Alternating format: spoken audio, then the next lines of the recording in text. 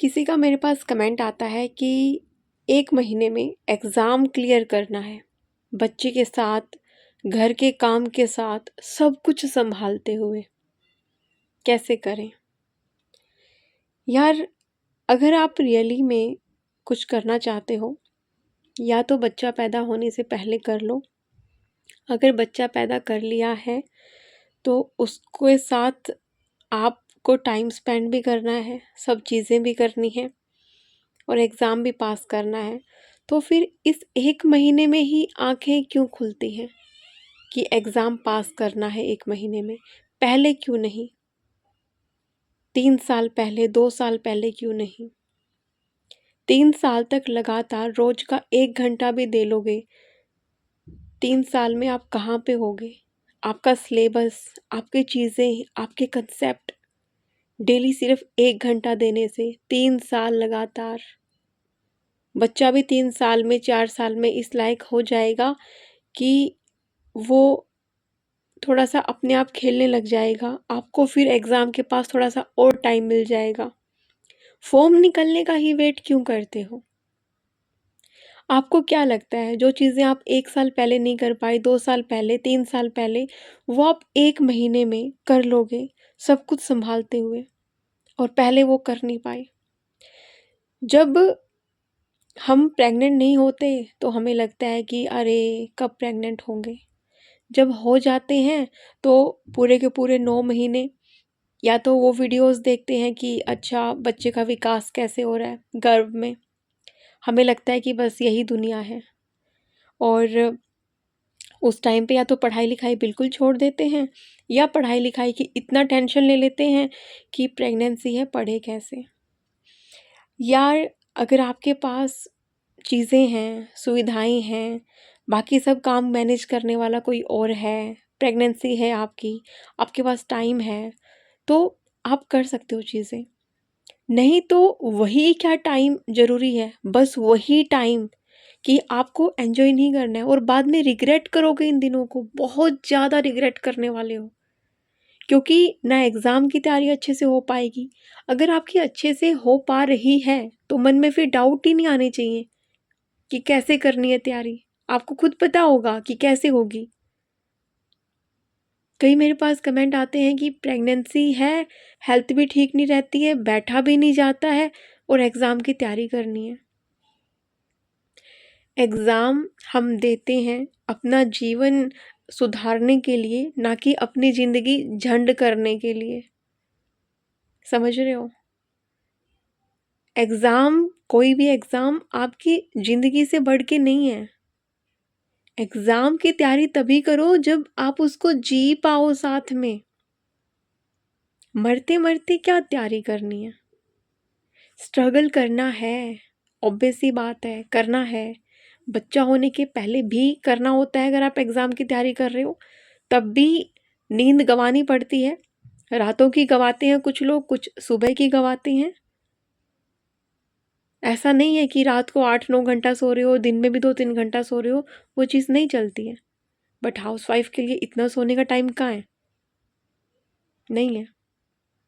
लेकिन बच्चे के साथ कभी आपने मेरे को ऐसा कोई कमेंट नहीं मिला, कहीं मेरे को वीडियो में ऐसा कोई सर्च नहीं मिला कि बच्चा हो गया अब सोशल मीडिया यूज़ कैसे करें? बच्चा हो गया अब फ़ेसबुक कैसे चलाएँ? बच्चा हो गया व्हाट्सएप कैसे चलाएँ? ये क्वेरी तो नहीं आती है। यूट्यूब कैसे चलाएँ? बच्चे के साथ-साथ यूट्यूब चलाया जाता है। अपने यूट्यूब का स्क्रीन टाइम देखना कितना होता है दिन में। यूट्यूब, व्हाट्सएप, फ़ेसबुक, इंस्टा, जो भी आप सोशल मीडिया यूज़ करते हो, देखना या फिर अभी देख लो वीडियो को पॉज़ करके।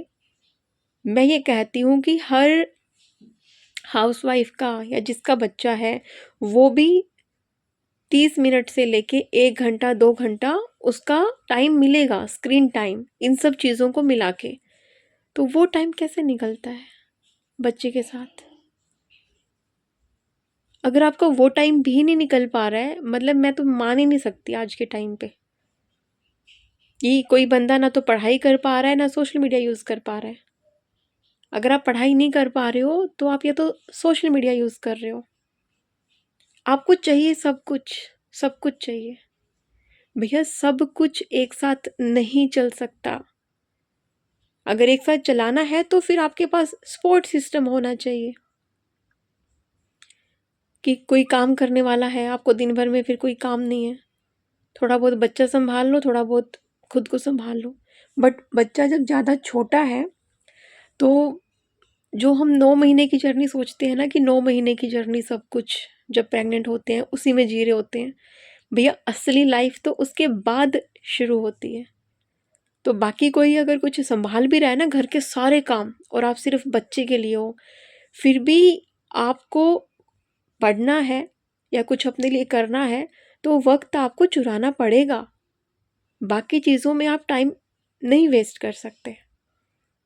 तो आप ऐसा कैसे सोच सकते हैं कि बिना कुछ सैक्रिफाइस करे आप बच्चे को भी संभाल लो, घर के सारे काम भी संभाल लो और फिर आप जो लाइफ में आप अचीव करना चाहते हो, पढ़ाई या जो कुछ भी, आप वो भी कर लो। थोड़ा सा प्रैक्टिकल होके सोचो। कुछ करना है तो कुछ सैक्रिफाइस करना है। ये जो ललक 1 महीने की होती है कि भैया अब एग्ज़ाम पास आ गया, अब हम कुछ कर लें, ये पहले क्यों नहीं? ये 2 साल पहले, 3 साल पहले क्यों नहीं? बच्चे को सँभालते हुए, घर को सँभालते हुए क्या 3 साल तक लगातार, 2 साल तक लगातार 1 घंटा नहीं निकल पाएगा? निकलेगा कैसे? सोशल मीडिया, फिर व्हाट्सएप कैसे यूज़ होगा? फिर इंस्टा की रील्स कैसे स्क्रॉल होंगी? वो आदत है ना, वो छूटती नहीं है। और फिर हम ब्लेम करते हैं खुद की लाइफ को, खुद के बच्चे को। वही बच्चा जो हमारी मर्जी से हुआ है, उसको ब्लेम करते हैं। क्यों भैया?